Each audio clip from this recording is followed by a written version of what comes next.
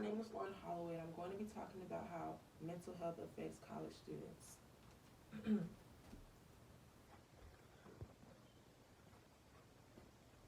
So, college. First, what's going on? So, college affects college students' mental health, and different types of mental health. Um, there are different types of mental health, and with that being said, students are affected tremendously in these different ways. So, emotionally, psychologically, um, and many times students don't really know, what to do. So it affects them, like, by sleep. It affects their sleep. Um, it affects how they react to things, and it affects how they react to others. And so it affects their relationship with others. It causes depression, and it causes students to not really, be themselves, and they can really become unhappy. So, what causes mental health issues? So, there are lots of things. Well, for this, I use it in context of school mostly. I said grades, personal life, and friends, organizations. I know for sure that being in organizations and making sure that your grades are good, that causes a lot of stress as well, I'm sure, and that affects the student's mental health. So, who is involved and who is impacted? So, students, their family, their friends is involved, and whatever organization, maybe not organization, but whatever party um, of this, whatever the faculty, administration, anybody, so can be affected by mental health, and it impacts not only them but their friends, the school, their life, their grades, their mental, their physical, and emotional health as well.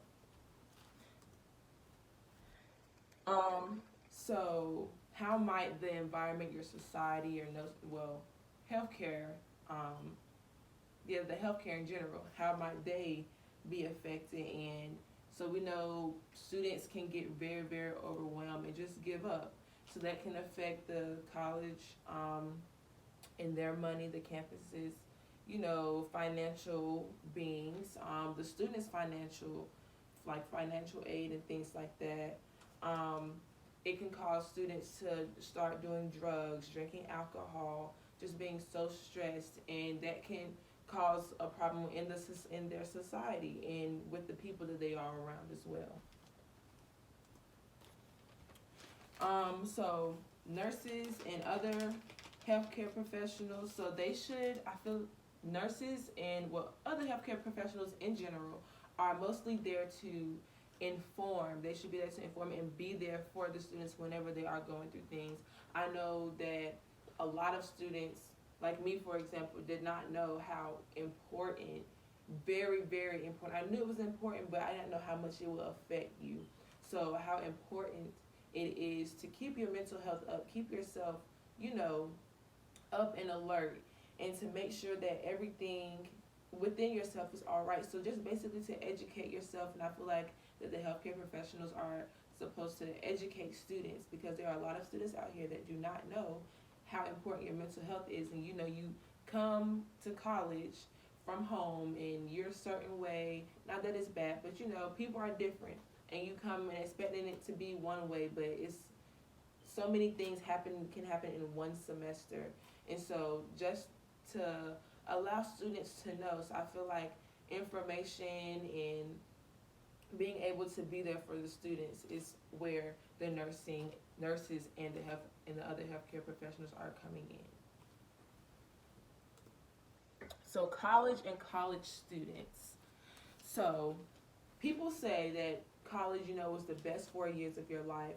And they also say that it's really what you make it. And I really believe in that, because yes, it can be the best years of your life, but it can also be the worst years of your life. And I feel as if it's your mental, it's all in your head. You have to focus, and you have to make it a habit to, for one, to stay positive, to go to class, do your homework, so things like that.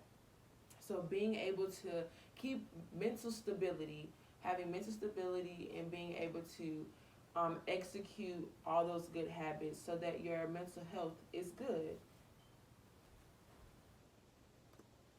So college students and mental health. I'm just kind of breaking it down for you. So college students and mental health. So I have some data here that I got from a website. So I put stress 30%, anxiety 22%, sleep difficulties 20%, and depression is 14%.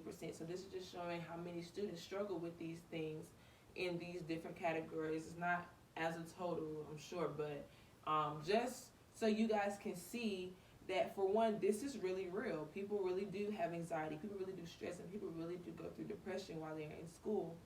And it just comes to show that students go through so much, and not even knowing, for me, for example, not even knowing things can, go so left. And college is really, really, really when you figure out yourself in life. And so that can be very overwhelming to a lot of people while they're thinking, okay, they're here to have fun and go to class, but you have other things going on.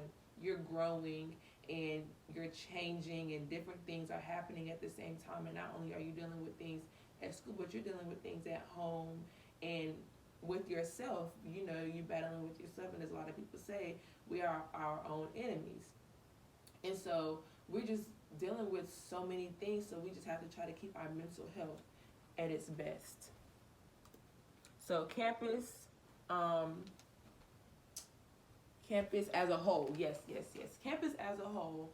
So as I was saying earlier, how the data and that affects the school. So statistics and how that affects the school. So if somebody drops out, then that goes, how many people are in the school, and the graduation rate.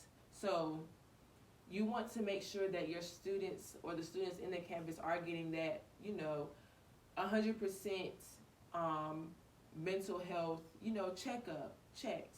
And I know a lot of people don't do it, but the fact that affects people, that affects, your grades and whether you're going to graduate on time and things like that. And that counts in a university. As people are going to apply to these colleges, they're going to go look at, okay, let me see their graduation rate. Let me see how their grades are, their test scores, and all this type of stuff. And you want all that to be good, but if you're constantly having students that are struggling with mental health issues and no one really there for them, it's going to affect those numbers. And you want to make sure that your numbers are up, because your mental health really, really, really does, and it will affect how you are performing in your college classes and in general in college. So how to manage your mental health. So for one, I would just say relax, therapy, exercise, get a lot of good rest, and avoid alcohol and drugs. And the last thing on here is also to reward yourself. And I think that is very, very important. People do not do that because they think they're not where they're supposed to be. When I just feel as if, and as a lot of people say, that as you move on, you're growing. So you're not where you were. So the fact that you're growing and you're improving to be that better person, and not even that better person, but to improve your mental health and to succeed and accelerate in your college classes as you go through these things, you should always be proud of yourself and always reward yourself, because of mental health illnesses and mental health issues and problems are no jokes. And I just feel as if people should know that, and people should be informed once they step foot on that college campus, because it really will affect your life. Thank you. Now we're excited.